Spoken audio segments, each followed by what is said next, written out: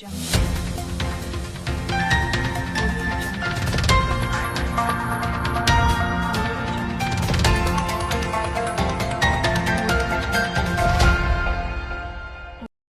résolution demandant la suspension de détention de Issa Kaojim, adoptée ce jour par les membres du Conseil national de la transition, 101 voix pour, 7 contre et 5 abstentions. Les détails dans un instant.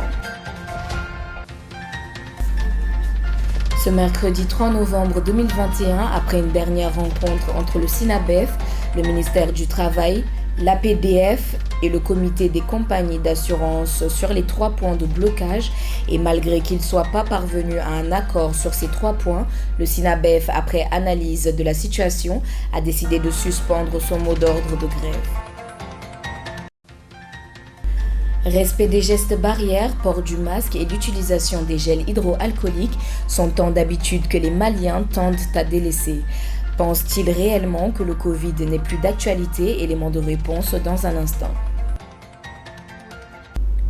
Bonsoir mesdames et messieurs et bienvenue dans ce journal.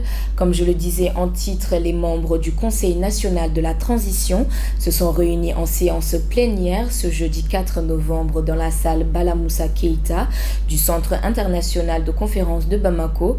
L'ordre du jour était de présenter le rapport de la commission ad hoc relative à l'affaire Kaojim, 4e vice-président du CNT. Ainsi, la résolution concernant la libération de ce dernier a été adoptée avec 101 voix pour, 7 contre et 5 abstentions. Reportage. En prélude des travaux d'examination des contours de l'interpellation et de l'arrestation d'Issa Kaojim, membre du Conseil national de la transition, la commission ad hoc mise en place le 1er novembre dernier a adopté une résolution demandant la suspension de la détention de son 4e vice-président. Présenté ce jeudi à la séance plénière au CCB, Maître Khadija Sangaré, première rapporteure de la commission, nous explique. Considérant l'interpellation de M. Issa Kaojim le mardi 26 octobre 2021 et son incarcération par le procureur de la République du tribunal de grande instance de la commune 4 du district de Bamako pour atteinte au crédit de l'État, considérant que les conclusions de la commission ad hoc préconisent la suspension de la détention de l'honorable Issa Kaojim. Après en avoir délibéré, invite le gouvernement à instruire aux autorités d'enquête et de poursuite au respect scrupuleux des lois de la République, notamment en ce qui concerne l'immunité conférée aux parlementaires. Pour le président de la commission ad hoc, Souleymane Dey, membre du CNT, l'arrestation d'Issa Kaojim serait une violation des lois de la République. Nous ne cherchons nullement à entraver les procédures judiciaires. Chacun a des dispositions textuelles qui lui garantissent le plein droit de faire respecter l'effectivité des protections dont chacun jouit. Et c'est ce qu'on a fait valoir. Et on a procédé seulement à la suspension de la détention, laissant à la justice qui s'est auto-saisie de ces dossiers à continuer sa procédure jusqu'à la délibération du 3 décembre. Parce que bien entendu, l'article 62 de la Constitution, dans son dernier alinéa, donne prérogative aux membres du Conseil national de transition de demander non seulement la suspension de la détention, mais également la suspension des poursuites. Nous, on n'a pas souhaité demander la suspension des poursuites. On a laissé la justice continuer son travail jusqu'au bout, mais nous avons demandé la suspension de l'honorable Issa Kaojim, membre du Conseil national de transition, au bénéfice de tout ce que nous venons de vous faire comprendre. Amadou Ali, membre du CNT, estime qu'Issa Kaojim a commis une erreur, mais espère tout de même que l'humilité doit prévaloir. Il a gardé prison, les juges ont fait leur travail, certes, mais l'erreur est humaine. Nul n'est astreint à l'erreur. Nous sommes là pour ça, cette confusion dans la tête des uns et des autres. Après cette discussion, cette plénière nous permettra de mettre à la lumière la réalité des faits. Kaojim est un être humain. La liberté d'expression est là. Mais étant dans une certaine position, on ne mérite pas un certain comportement. Contrairement à la majorité des membres du CNT, Kassoum Moussa Diarra est l'un des conseillers de la transition à voter contre l'application de la loi d'humilité parlementaire à Issa Kaojim. Je déteste vraiment les agissements de M. Kaojim et je l'ai matérialisé par le vote non. Parce que tout simplement, il a agi contre le pays. au moment où nous devons prôner les sursaut national, au moment où nous prônons l'union de toutes les forces maliennes. Il y a un adage Bambara qui dit que Itseka Allah fait qui ban Akirala. On ne peut pas aimer Dieu et renier son prophète. Choguel est comme notre prophète aujourd'hui. Il est en mission du président de la transition. En tant que membre du Conseil national de la transition, il avait la capacité et l'attitude d'interpeller chaque membre du gouvernement ou même le Premier ministre. Il peut l'interpeller, il peut lui poser la question ici. Il n'avait pas vraiment à s'exposer sur les réseaux sociaux. Donc c'est une attitude que nous déplorons, que je déplore ici. Notons qu'à la fin de la session plénière de ce jeudi au Conseil national de la transition, la résolution demandant la suspension des détentions d'Issa Kaoudjim, membre du CNT, a été adoptée sans 1 voix pour, 7 contre et 5 abstentions. Sur un tout autre sujet à présent, après 6 jours de cessation de travail, le syndicat national des banques, établissements financiers, microfinance, assurance et commerce, SYNABEF, a décidé hier, mercredi 3 novembre, de lever son mot d'ordre de grève. Cela, malgré l'échec de négociation, mais surtout après l'acceptation de l'application de la loi à la prestation de services. Les détails avec Absetou Cissé. Les banques et établissements financiers fermés depuis plusieurs jours sont réouverts en bonne et due forme après la suspension hier dans la soirée du mot d'ordre de grève du SYNABEF. La fin de cette grève décriée par des clients est consécutive à une réunion de conciliation tenue hier mais qui s'était soldée par un échec. En effet, parmi les 13 points essentiels, 2 points avaient fait objet de désaccord. Le SYNABEF exigeait une augmentation salariale immédiate de 15% dans le cadre de la relecture de la convention collective du secteur, alors que le patronat estimait ne pas être en mesure de tenir une telle augmentation. Sur ce 3e point de désaccord, les patrons ont accepté d'appliquer la loi sur la prestation de services dans le secteur bancaire. Ainsi, c'est après l'analyse de la situation et tenant compte de la souffrance de ses clients et de l'ensemble de la population que le SYNABEF a décidé de suspendre son mot d'ordre de grève. Par conséquent, le travail a repris ce jeudi 4 novembre 2021 aux heures habituelles. Continuons ce journal avec une page santé. Chaque jour, le Mali compte de nouveaux cas de contamination à la Covid-19. Certes, les chiffres sont fortement en baisse et le taux de guérison est très élevé. Toutefois, la maladie est toujours présente et continue à faire des morts. Au Mali, le taux de guérison de la Covid-19 est de plus de 90%. Actuellement, les cas de contamination ont baissé et la campagne de sensibilisation et de vaccination ont ralenti. Une situation qui conforte beaucoup de Maliens à l'idée que le coronavirus est derrière nous. Pourtant, le virus circule toujours et le nombre réel de cas positifs est difficilement identifiable dans les pays en voie de développement où la population se fait rarement tester spontanément selon l'OMS. Au Mali, il reste encore beaucoup à faire sur la communication autour du coronavirus, car certains jusqu'à présent doutent toujours de sa présence. Les gens ne respectent pas tellement les mesures barrières, parce que les gens ont cessé de se laver les mains, on ne porte plus normalement les masques. Quand même si on les porte, c'est juste pour un moment, et puis on les enlève. On voit aussi des élèves dans les classes qui ne le portent pas, dans les hôpitaux, dans les services publics comme privés, ils ne le portent pas. Vraiment, les Maliens ne respectent pas les mesures barrières du Covid. Mais quant à moi, les Maliens aussi ont demandé à plusieurs fois de voir un seul cas de cette maladie. Mais on ne nous a jamais montré un seul cas. Donc, je pense que ça peut être la raison pour laquelle les gens ne respectent pas les mesures barrières de cette maladie-là. Je demande à la population vraiment d'arrêter de jeter les masques dans les rues. Parce qu'il n'y a pas seulement que cette maladie Covid-19-là, mais à travers ce masque-là aussi, on peut avoir d'autres maladies. Ainsi, conscients du fait que le virus circule toujours, certains appellent au respect des mesures préventives et restent sur leur garde. Coronavirus Mali vraiment Maliens y a fort tout. Maliens y a jateminɛ fɛn dɔ de caman yɛrɛ bɛ o ma dala Mali 80% ne b'a 80 10% bɛ se ka fɔ o ma da Covid ko in na Orgabe, mɔgɔ tɛ se ka na ni bana ye k'a b'i ka jamana kɔnɔ ka sɔrɔ a tɛ yen o. Ni autorité ye fɛn fɛn k'a bɛ yen, c'est k'a bɛ yen de. Donc a fɔra fɛn minnu man ɲi a ma, k'an k'o tanga de. I bɛ tɛgɛ ko, kana maga foyi la ni bɛ tɛgɛ ko. Tɛgɛ di ɲɔgɔn ma k'o dabila, ɲɔgɔn sumusumu k'o dabila. Ou bien ni ye masque porter, i kana segin k'a porter. Ko masque dɔw bɛ yen nɔ olu ye finimanw ye, olu bɛ se ka ko ka jɛ.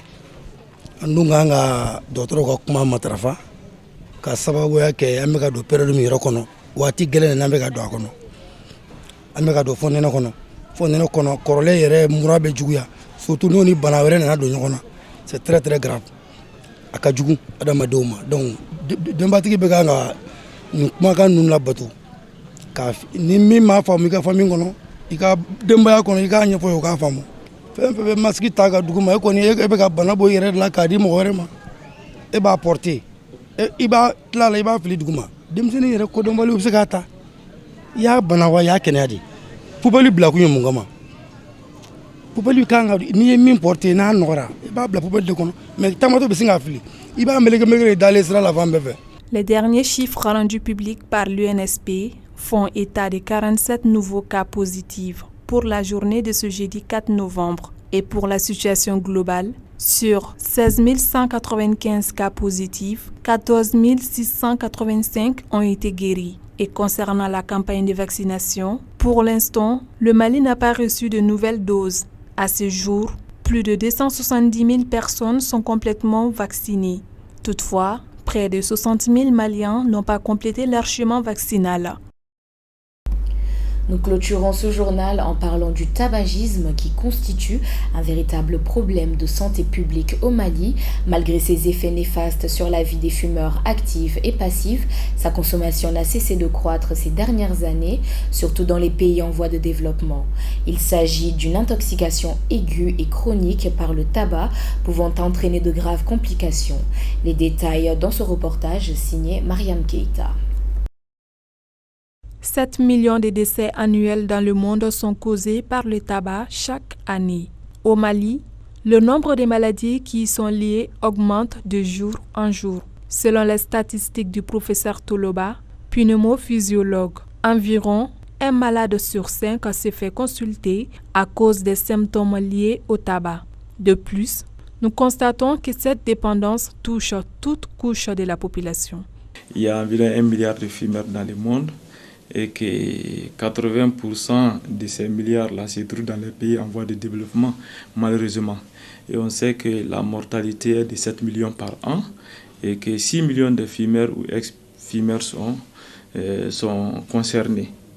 Alors, il y a aussi un nombre non moins important de non-fumeurs ils ne fument pas mais ils sont victimes du tabagisme. Donc, il y a un décès de consommateurs de tabac sur 2 qu'on observe dans le monde.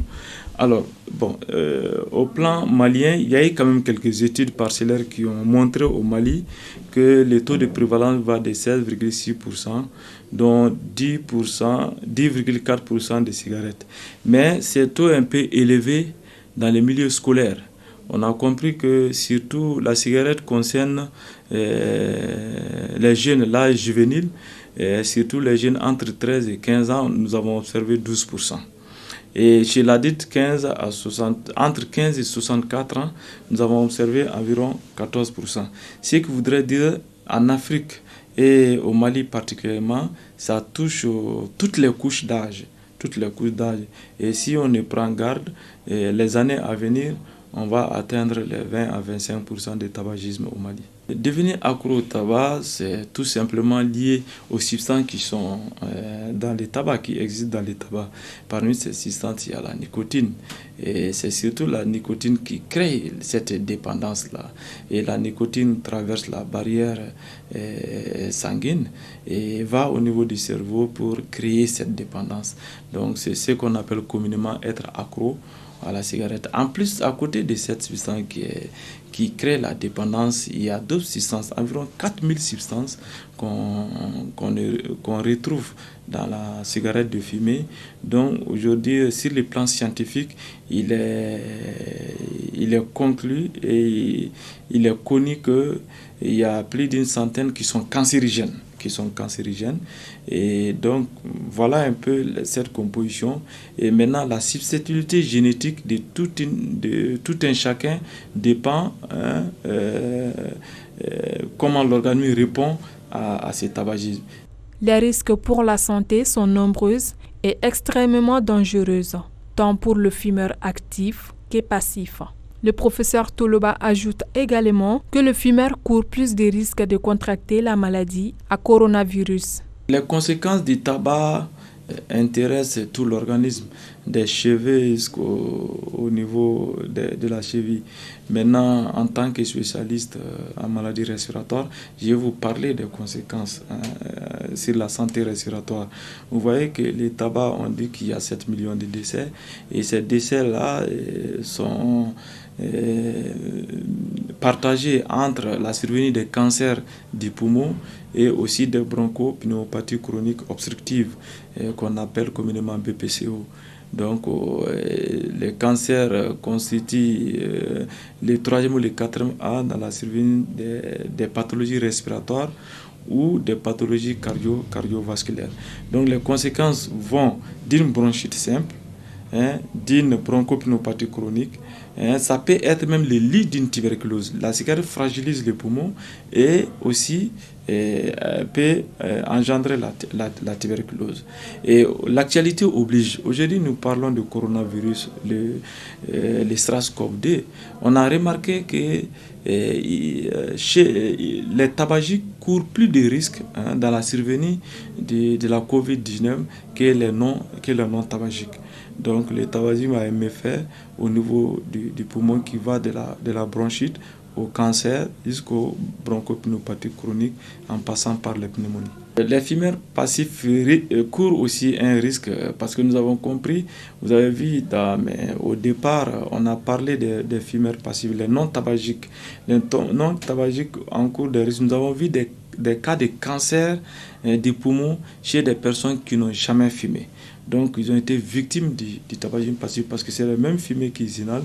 Plus on est à côté d'un tabagique, plus on fume dans un environnement clos, on encourt les mêmes risques que les tabagiques. De deux, ça peut créer une infertilité. L'homme qui fume, ça peut agir sur la production des spermatozoïdes. Donc, il va avoir une insuffisance ou bien une pénurie de spermatozoïdes. Donc, ça joue sur la fertilité. Et comme on a dit, sur le plan local, c'est la dent qui n'est pas de bonne qualité, c'est le goût, et souvent on est anorexique. Voilà, il y a toute une panoplie de conséquences du tabac.